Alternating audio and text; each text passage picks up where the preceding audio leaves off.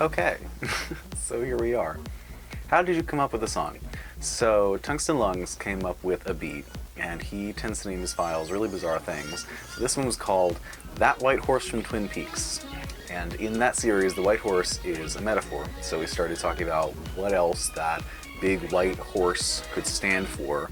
Like you've got the Trojan horse concept, you've got the high horse emotionally, you've got it as the stand-in for the idea of white supremacy. Not to mention that these Republican politicians are often big white whores who are willing to fuck over their constituents for money. And so off of that chord structure and bass composition and that metaphor, we came up with the idea of addressing the January 6th white inferiority complex clowns and their actions. What do the lyrics mean?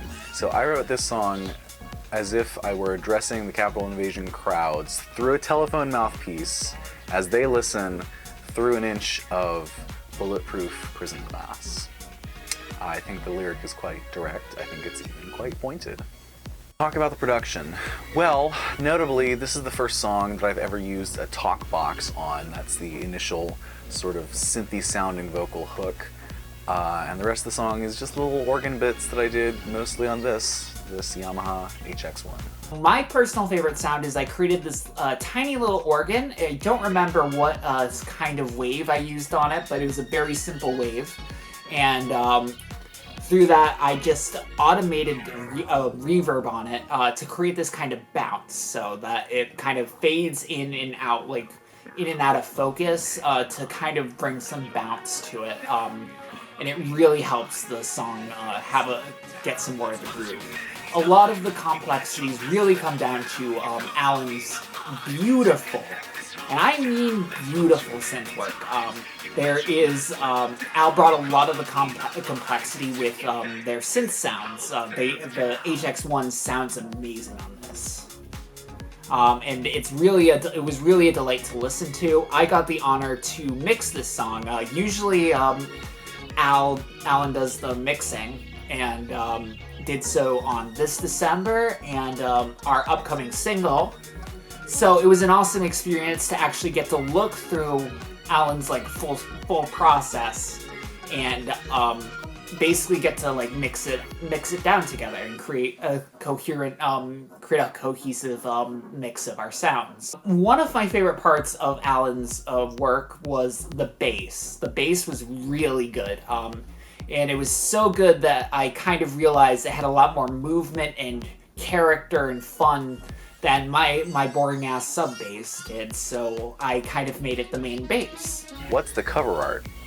Well, you'll see as we release more music that we have chosen a theme for the cover art for the single releases, because we currently live several states away from each other, and doing shoots in person has been stupid because of COVID. So we decided to focus on physical music media to showcase the song itself and the songwriting itself. And that said, I hope we'll do some really pretty, like fashion shoots and stuff soon. But for now, it's just, this is the song.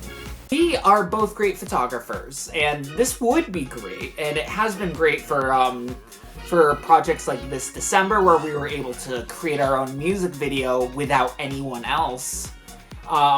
But it's really hard because we live about 6 hours away. I live in New York, and they live in Virginia, so it is really hard to kind of arrange a meetup or a get-together for a photo shoot.